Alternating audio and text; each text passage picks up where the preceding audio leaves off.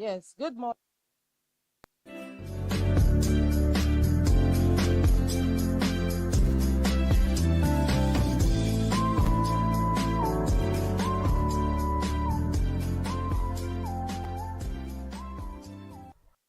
Good morning. It's a fresh edition of your breakfast show on Leadership Television inside Nigeria. My name is Winifred Webo. Today is February 3, 2026. And of course, let's go there. We are reviewing national newspapers, headline stories. Of course, we normally start with Nigeria's most influential newspaper, Leadership. We go there to Leadership and say Leadership's leading stories and other stories as well. It has on its cover our stand, and of course the back page. The three pages we review every day on Inside Nigeria. Today's leading story says electricity tariff hike looms as federal government plans to end subsidy payment. Electricity tariff hike looms as federal government plans to end subsidy payment. This story, the leading story is on the cover, is atop the masthead of Leadership newspaper. Of course, want to see some excerpts from that leading story. The story continues on page 7 of Leadership. It says electricity tariffs may soon rise as the federal government signals plans to end its long-standing practice of bearing the cost of power subsidies, a move that could fundamentally reshape Nigeria's electricity pricing framework. Strong indications of this policy shift emerged on Monday from remarks by the Director General of the Budget Office of the Federation, Tanimu Yakubu, who declared that the federal government will no longer continue to shoulder electricity subsidy obligations alone, warning that the current arrangement is fiscally unsustainable. Nigeria's electricity subsidy has long propped up affordable power for consumers, but it has created massive fiscal burden through chronic underfunding and accumulating debts to power firms. The federal government has subsidized electricity since the privatization era under the National Electric Power Authority, NEPA, later the Power Holding Company of Nigeria, PHCN. Tariffs were kept artificially low, often below 30% of true cost to shield households and businesses from high generation expenses driven by gas shortages, transmission losses, and currency volatility. Post 2013 privatization into generation, gencos, and distribution companies, discos, the Nigerian Bulk Electricity Trader, NBET, NIBET, bridges the gap between cost reflective rates and approved tariffs with the government funding shortfalls. Unpaid subsidies have morphed into trillions of naira in arrears, 1.94 trillion naira by the end of 2024, 1.98 trillion naira over the 12 months to late 2025, and monthly outflows hitting 200 billion naira by early 2026. These debts owed via NIBET to Gencos and Descos stem from frozen tariffs since late 2022 amid naira devaluation and gas price hikes, crowding out infrastructure investment and fueling grid collapses. First quarter 2025 alone saw 536 billion naira spent, covering 59% of NIBET bills. We just took some excerpts from the leading story, gloomy story at that, from Leadership's leading story, electricity tariff hike looms as federal government plans to end subsidy payment. And just like fuel subsidy removal, Nigerians are going to be paying for more for electricity if the federal government actually makes good its promise to remove subsidy from electricity. We continue on the cover of Leadership. We have the second cover story on the cover of Leadership, and that is how suspects mobilize phones arms for Yewata attack. Federal government 10 charged with murder of 150 in Benue town, remanded in prison. Of course, the bandits or suspects, until proven guilty, they were arrested for that Yewata attack, where over 150, although some reports put it at 300, were killed in that ill-fated attack. And of course, they were taken to court yesterday. How suspects mobilized funds arms for Yewata attack, coming from the federal government, who's the prosecution.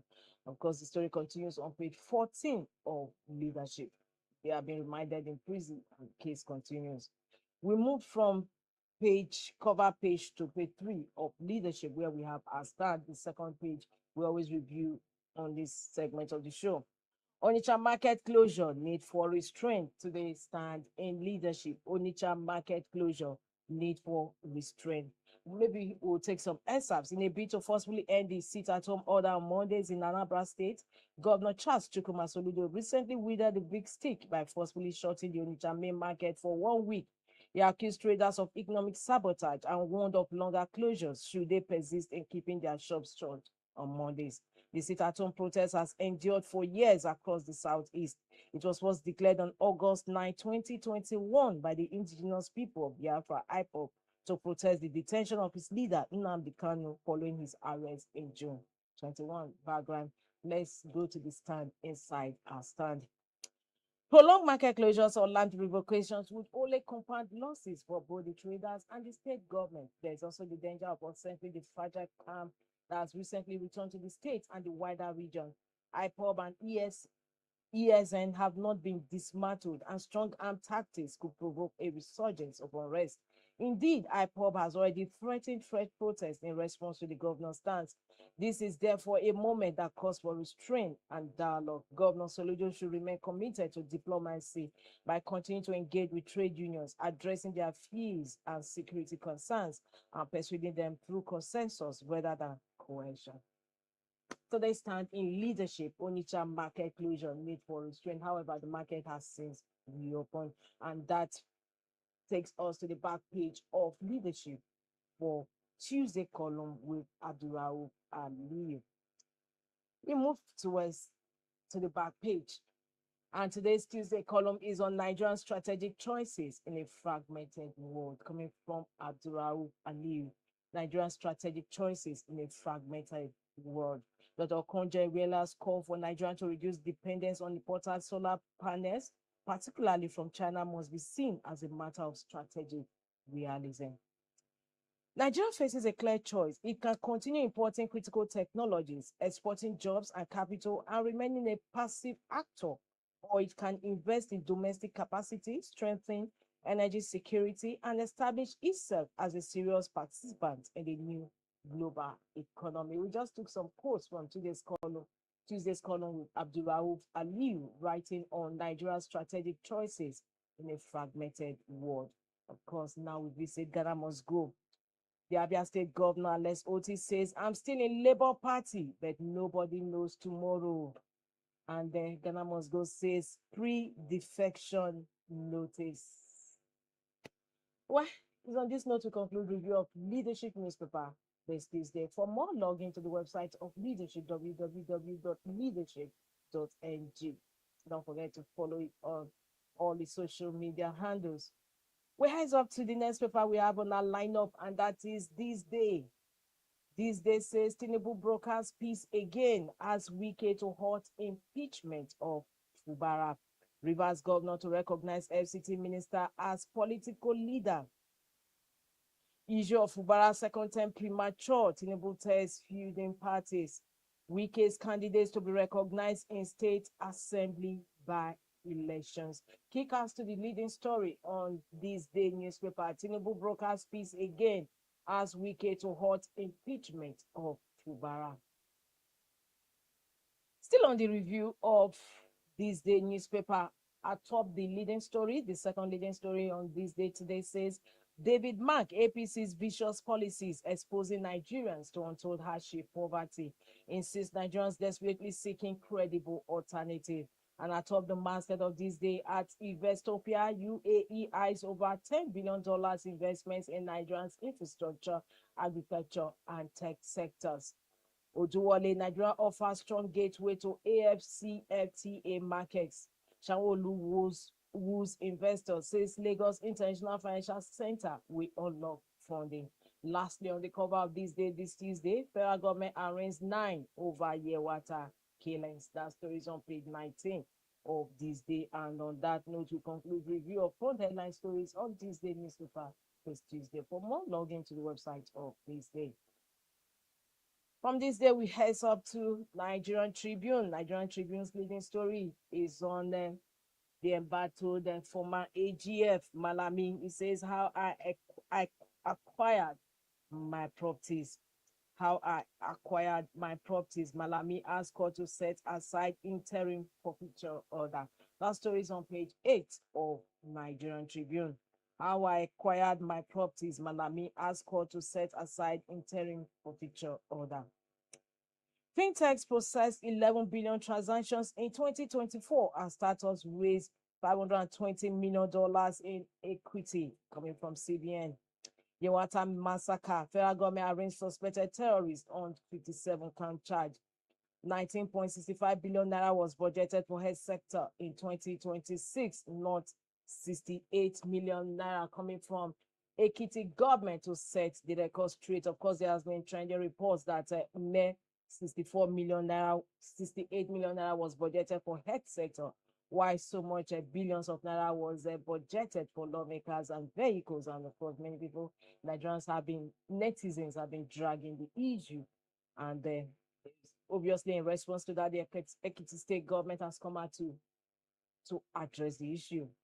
19.65 billion naira was budgeted for health sector in 2026, not 68 million naira.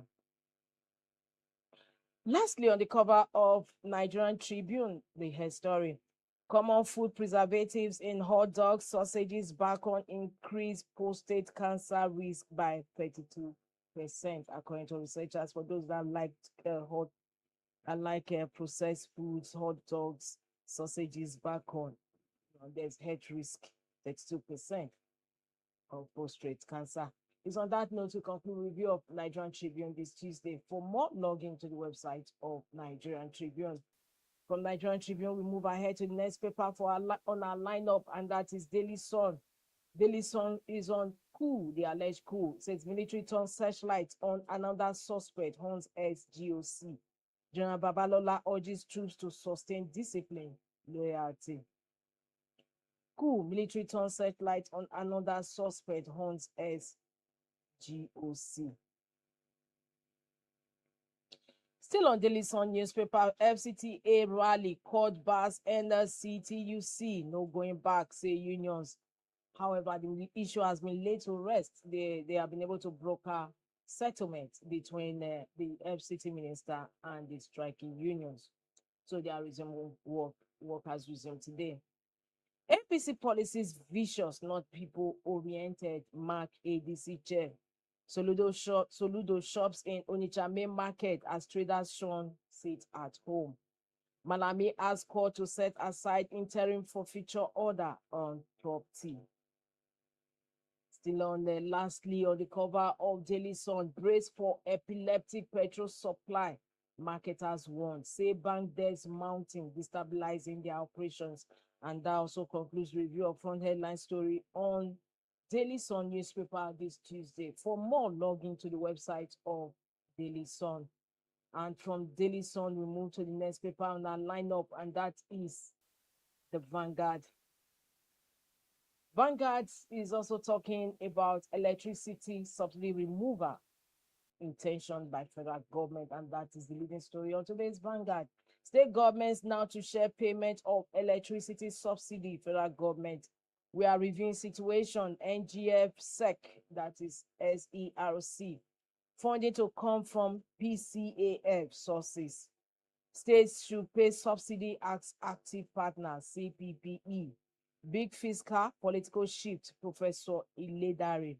Experts cast doubts over federal government's power to make states pay electricity subsidies.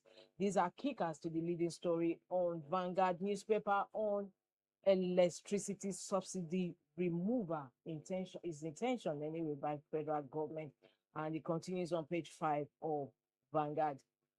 Makoko protest, police used expired tear gas on protesters coming from Balana. Malami challenges EFCC, asks court to set aside interim forfeiture order on property. Onitsha market lockdown, 10,000 shops marked for demolition. We have opened market, but nobody's coming to buy from us, traders, market leaders, hey traders. And that takes us to the stories above the masthead of Vanguard. Nigeria loses $77.7 billion to illicit financial flows in 10 years, according to report. 2027, APC moves to exploit opposition's disunity. Prosecutor to London court, Desani spent £140,000 on furniture orders. And lastly, on the cover of Vanguard, outrage as Nigerian music superstars face disappointment again at 68th Grammy Awards. We have the picture of Burna Boy and Davido just beside that story. Outrage as Nigerian music superstars face disappointment again at 68th Grammy Awards. That brings to a close the review of front headline stories on Vanguard newspaper this Tuesday. For more, log into the website of Vanguard.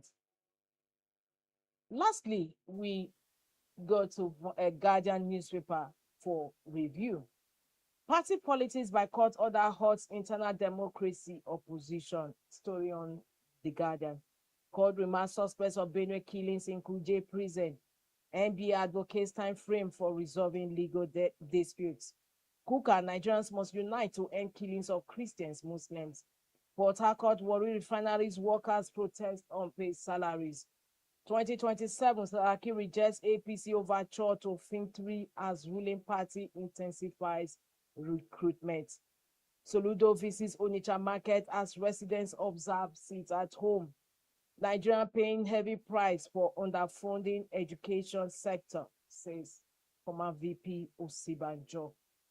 And that takes us to the stories just beneath the masthead of the Guardian. I'll be running for president in 2027, Obi confirms. Court restrains NLC TUC orders from strike protest. President directs MDAs to disclose electricity subsidy pay bills. That story is on page 3 of the Guardian, and that also concludes the review of front headline stories on the Guardian this Tuesday. For more, log into the website of the Guardian newspaper, www.guardian.ng. Well, viewers, with that review of the Guardian, we've also come to the end of today's show inside Nigeria. Don't forget to log in to our website for more stories, and don't also forget to follow and like all our social media handles for more stories and for more programs. My name is Unifoedo Gbebo. I look forward to hosting you same time, same station for another fresh edition of the program. Thanks for joining us. Thank you for watching. For sponsorship and advert placements, please contact 080-3688-6158. Last Word Leadership